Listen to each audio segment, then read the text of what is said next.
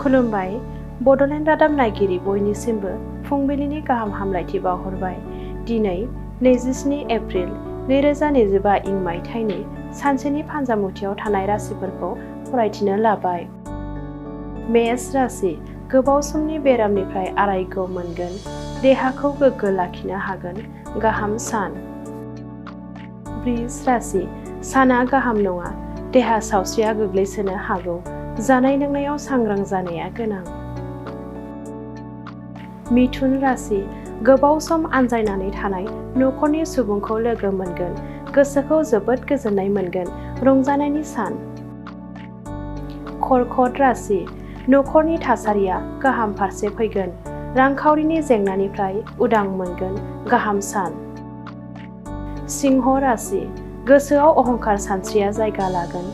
इसोरखौ सिबिनो गोसो जानाय नङा। धोरोम गैयि जागोन। कन्या राशि, सोरजोंबा दान्थे बिदान्थे जाफ्लांनो हागौ। बाथ्रा बुंनायाव सांग्रां जानांगोन। जेंना गोनां सान। तुला राशि, गुबुनखौ मदद होनाय हाबाफारियाव बाहागो लाफागोन। सुबुंनि बोर मोनगोन। साना गाहामै बारलांगोन। वृश्चिक राशि, गोबाव समनि जेंनाफोरा जोबस्रांगोन। गुबुनाव रां दाहार लानायखौ हरफिननो हागोन। गोसोखौ रेजें मोनगोन।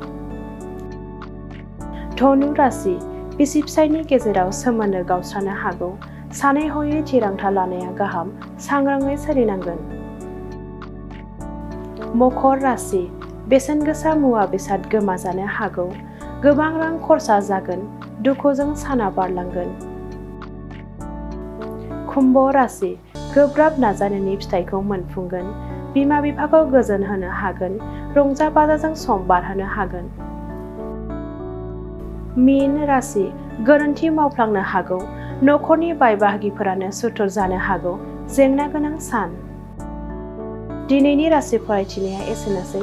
बेजों लोगोसेनो बुहुमनि साफ्रोमबो सुबुंफोरनि थाखाय दिनैनि साना गाहाम जाथों।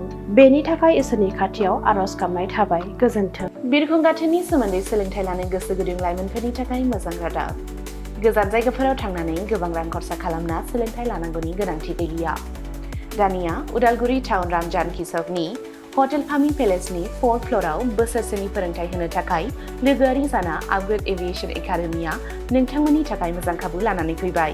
Cabin crew, ground staff, cargo executive, airport retail utility, airport management आरो हस्पिटालिटी मेनेजमेन्टनि थाखायबो इन्टारभिउ होनो हानायनि फोरोंथाइ होयो आपग्रेड एभिएशन एकाडेमियाव।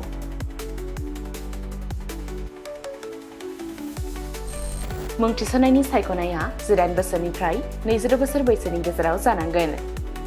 गोसो गुदुं बिजाथिफोरा सोलाद लानो थाखाय स्क्रिनाव होनाय जानबुं अनजिमा 96783602226 आव कल खालामनो हागोन। जब प्लेसमेन्टआ 100% रोखा जागोन होनना मिथिहोदों आपग्रेड एभिएशन एकाडेमिनि सामलायगिरि बिथांमोनहा। बेजों लोगोसेनो बिरखं दावबायनाय, एभिएशन, दावबायग्रा थावनि टुरिजम आरो आलासि सिबिग्रा थावनि हस्पिटालिटी बे मोनथाम फोथाराव रोखायै खामानि नागिरना होनो एबा प्लेसमेन्ट होनो हागोन होनना रोखा खालामना होदों एकाडेमि सामलायगिरि बिथांमोनहा।